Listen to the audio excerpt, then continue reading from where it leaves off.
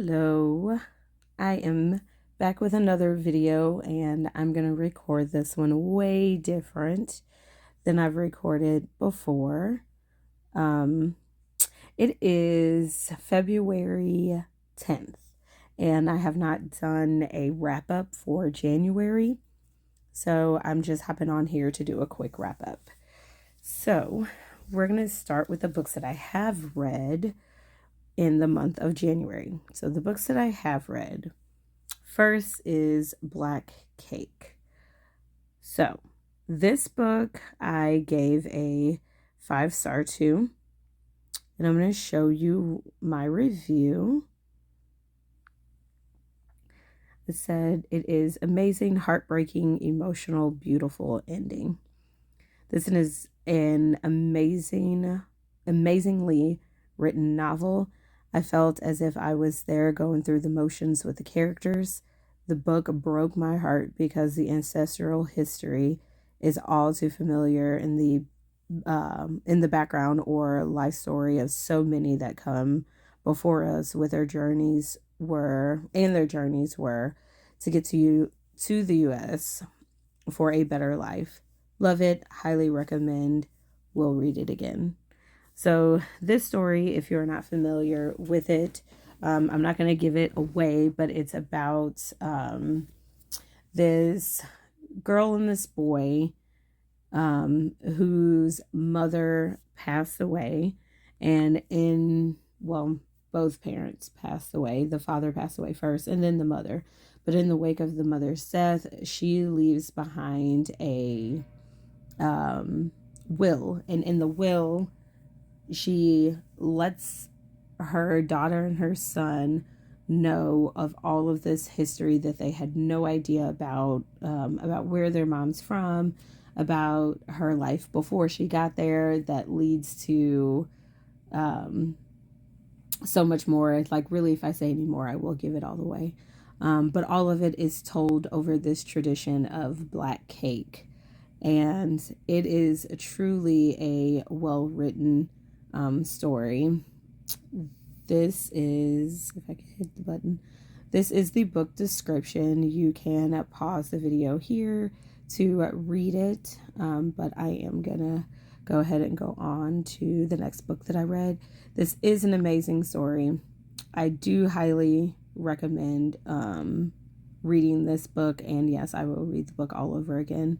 But there is some trigger warnings in this book of sexual assault and just the cringe factor of children being sold off into a marriage without, any say so.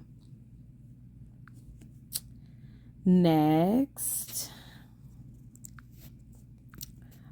The Other Black Girl. So this book I gave it 3 stars to. I did not write a review. I did not completely dislike this story. It was a good story.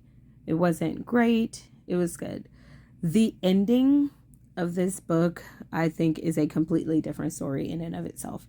I wish that the first part was just one story, although if it was, and then the other part of the book, like I would say the last, like, maybe 100 pages could be another book. But if the first part of this book was a book in and of itself, I don't think that many people would pick it up, to be honest. It moved very slow. The jumping between the timelines were very confusing, along with the different perspectives. I love a book that is from multiple perspectives, multiple POVs, but the multiple POVs come with the multiple timelines in a weird way. It's really hard to follow along with who's talking. Is it the main character? Is it a different person? The audiobook, I have to say, does not make it easier. It actually makes it more confusing. I stopped listening to the audiobook at certain points just to pick up the book and finish reading it, to see if there could be any clarity with me reading the book myself, and it was not. Um, this was just confusing altogether. The ending is more of a sci-fi thriller, and I love sci-fi. Me and my grandma watch cheesy sci-fi all the time, so that part didn't bother me.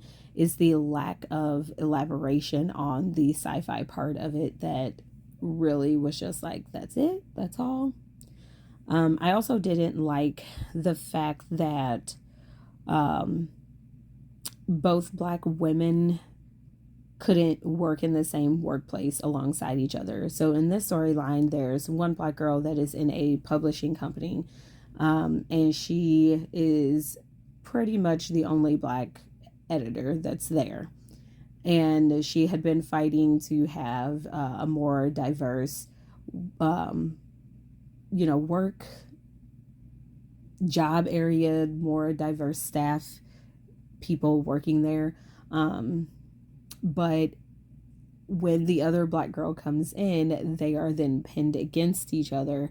And by the end of the book, it is literally said that only one black girl can be working in a company at a time. So instead of the original girl being there who led the pathway and did all of these like equal rights, diverse type of staff meetings to where the people there could be more aware of their counterparts, and treat them as equal and as they mean just as much as their white counterparts, then the original girl is then kicked out, or actually not kicked out, she's forced out by the new black girl and a secret society of people that is behind this.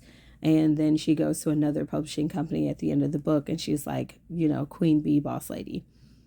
It just made no sense. It made no sense whatsoever.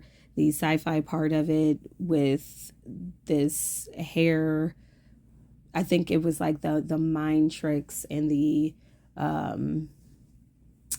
I don't know, the evasion of whatever extraterrestrial mind thing that they're working with is through a hair product, to get, I don't know, black confidence or something like that. I don't know. It was so weird. It was hard to understand at certain points. I liked it, but I did not like it. I I don't know. 3 stars.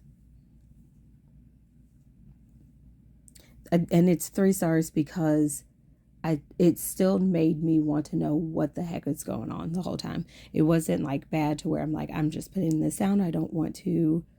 Um I don't want to read this anymore. It was just like I am still wanting to know what is going on. Last book that I read is Tristan Strong Destroys the World. I am here for this whole series. I am ready to read the last book in the month of February. But let me tell you, I feel like there just needs to be more than just 3 books. And if there is only just 3 books and they don't plan on coming out with another one, I'm going to need to talk to the author. I just am. So Tristan Strong, I gave 5 stars to, and this is my review. I love that this book continues with the last one, or where the last one left off. I love how the world building is happening during the adventures. It doesn't go off into a chapter of its own to give you background knowledge of something that's occurring in the moment. It gives enough of a brief history for the storyline to continue. I love the history tied into the book. It's enough to where if students or younger kids are curious enough, they can go off and do the proper research, like deeper, proper research. I still love Gun Baby just as much as I did in the first book, as well as the other characters. They lose none of their umps. I do love that the essence of family, where your elders are concerned, is highlighted. I feel that is important, because in today's society, I feel that respect for your elders is lost. That once you get older, they are no longer needed, along with the knowledge that they have and the history that came before them. This book touches on how important it is to keep them close and to remember our history in order to do better in the future. This series is everything, especially for our younger generation, because it shows how to think deeper than the surface things, the right here and now of your hurt, of your anger, hurt, grief, and sorrow. It also shows them how to be reliable and that they are so much more than they believe themselves to be. I love it.